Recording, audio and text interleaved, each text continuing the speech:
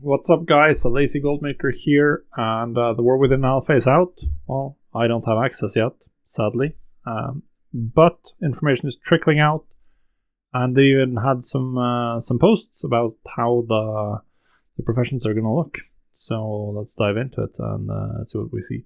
Obviously, first things first, profession knowledge. It stays. We're still going to have profession knowledge trees, and they are overall seem to be roughly the same size. Obviously, professional knowledge does not carry over, which is completely obvious always. We're not going to have people who play the last count and get a huge advantage. That's just not going to happen. So we are going to see the same knowledge trees where you're going to be gated by your knowledge points for getting to higher levels of crafting a specific item. One big change that I've read, I can't find where I read it. Sadly, again, I don't remember at all. But what I read was that they're generally planning to get rid of the generic nodes. So like all of the profession trees in Dragonflight, they have like a generic node that just increases your stat with every recipe of that expansion and or that profession, and the end point is then that this is the best node for every recipe because it gives you every recipe at once and it gives you stats for every craft. So that makes it the best one, the best node. They're removing that in favor of focusing on specializations. So since I don't have access to Alpha, I can't really take a look at it myself, but that's what they're saying. This makes a lot of sense as long as they're staying with the knowledge system. I think that's a good change, because now you needed having the generic nodes, something you needed to invest in, was essentially just like a huge cost to get into anything. Like you needed to do all of the generic node or max this one out for a lot of crafts, and before you could even start making money. So they've changed that, and hopefully I should make the process a little smoother. So the next big one, the absolutely next big one, is the fact that inspiration is gone. They have a long post about this inspiration, how it didn't pan out too much. I don't think inspiration was too good for the game. I mean, it was very good for casuals because they could get extremely cheap quality 2 items in general for BOE stuff. And it was very annoying for work orders, just like you paid extra materials and waited for a inspiration proc. So they're swapping it out for concentration, which is a resource, which has separate pools for each profession, and then you pay concentration. And then you'll be able to guarantee the quality, max quality on your next craft, or at least up to the next level. So if you can craft quality 2 guaranteed, then you use concentration, that's going to be quality 3 guaranteed. And then the amount of concentration you used is based on how close you are to the next skill breakpoint, essentially. So that means that skill is still going to be useful, because it's going to mean that you can get more concentration or more crafts out of your concentration, more max quality crafts. It's still going to be interesting to see like how much concentration do you get. This feels like concentration is just artisan's metal, but it works slightly differently. But it's still the same concept. It can be used to guarantee a specific quality. This is very good for like work orders. Does mean you'll have to it'll be interesting to see if you can reach guaranteed max quality without concentration or not. Either way, getting a lot of skill is going to be important just to save concentration. But early on, people won't be able to do that, and you'll be able to charge a lot for your concentration crafts, because even the most hardcore crafters will just run out fairly quickly because they won't be that close to the cap, so they'll have to pay a lot of concentration per craft, and everyone's going to want their crafts done.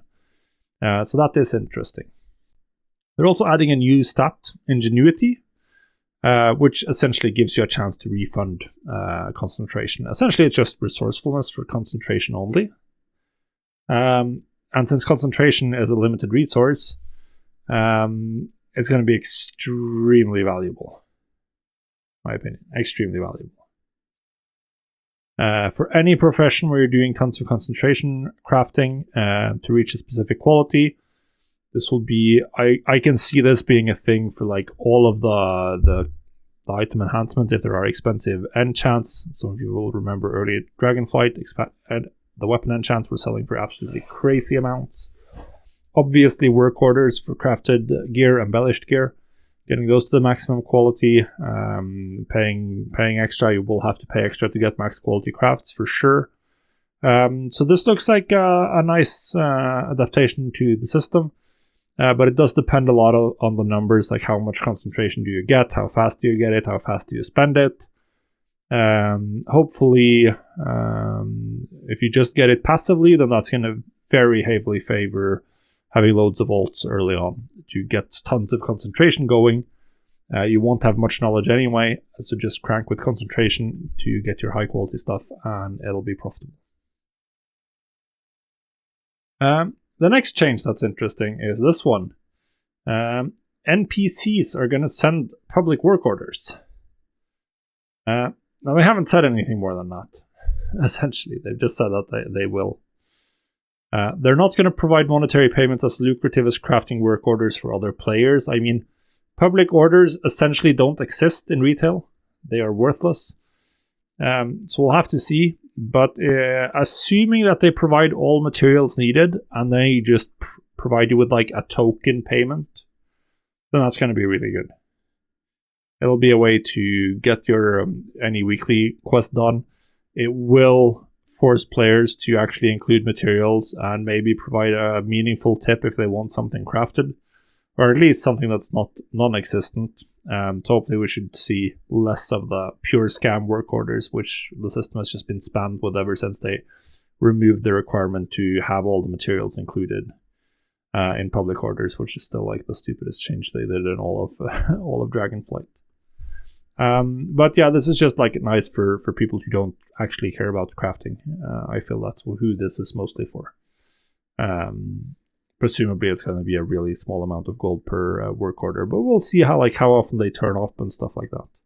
You're either way going to be capped by your number of public work orders you can do, presumably, so it's not going to be like some infinite source of gold or anything. Now, if we're taking a look at some of the recipes, overall, professions seem like really similar to Dragonflight to me. Flasks are back to 1 hour, but there's still multiple different flasks with the sort of file-like effects. Then there's mana oils, weapon stones, stuff to put on your weapons, yet again. There's enchants for a couple of slots, like boots, bracers, chest, cloak, ring, pretty much this, and weapon, pretty much the same ones we have now. There's potions, Vantus Rune. There's some new Primalist gems with cooler effects. This is nice, I think. We have crafted epics that you get from crafting orders for sure. New embellishments, like it's overall looking extremely similar to Dragonflight. There's going to be different items, different recipes that are the best. That's way too early to talk about. But the overall gist I get from all of the data mining is that like Blizzard, they're happy with Dragonflight Professions. They think this worked well. They just want to keep the system. This is what they're sticking with essentially. They're going to tweak. They're not going to revamp. They're not going to do anything massive. They're going to tweak aspects that didn't work out well in Dragonflight and then stick with the rest. Then this does go hand in hand with a more like evergreen type of design philosophy that they're going for. So I thought this does make sense. I think that the changes to inspiration and ingenuity look really good to me. But we'll have to see how the numbers turn out. Hopefully I can get onto the beta and start looking at some profession trees as well. But yeah, I think it's looking nice. So we'll see when we get some more information.